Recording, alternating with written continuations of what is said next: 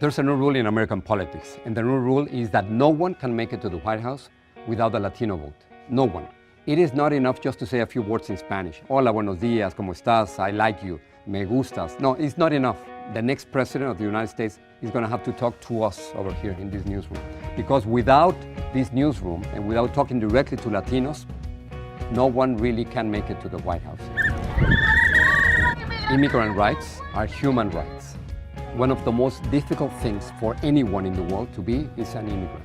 And it is even more difficult to be an undocumented immigrant in the United States right now. We have 11, maybe 12 million people who are living right now, as we speak, in fear, people who are being persecuted, people who live in the morning and they don't know if they're going to see their kids because they might be arrested and deported. Stop deportation! I think it is incredibly important to speak for immigrants in this country because they are being mistreated. When I was growing up, I had no idea that I was going to become a journalist because my father wanted me to be a doctor, an attorney, an architect, or an engineer. And of course he was wrong. I rebelled against him, I challenged him. And that's part of being a journalist, that you are rebelling against someone.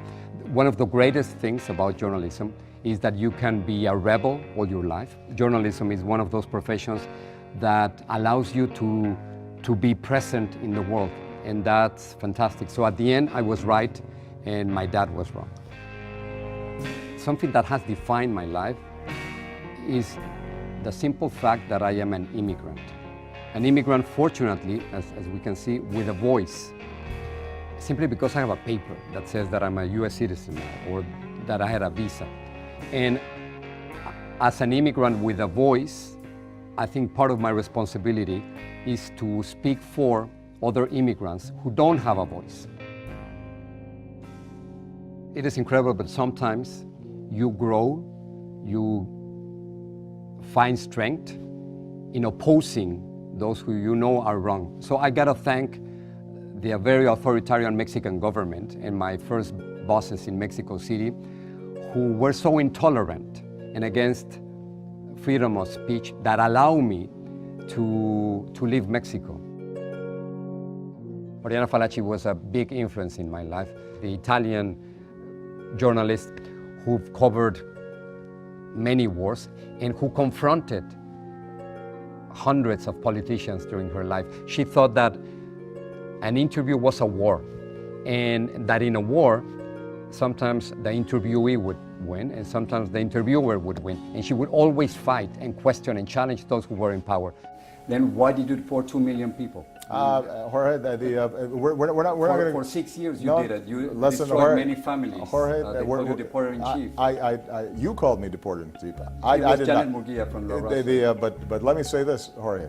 I had to confront him with a promise that he broke. And I had to confront him with the fact that because of him, thousands of Latino families were broken. When you are talking with those who are in power, I think you have to take the attitude that that might be your last interview. If you don't ask that question, no one else will ask it. What we are seeing right now is the Latinization of the United States. And it's a huge process that is well underway, in which more tortillas are being sold than bagels, in which more salsa is being sold than ketchup, and in which Spanish is so important that every single candidate will have to talk to us, otherwise they won't be able to make it to the Casa Blanca.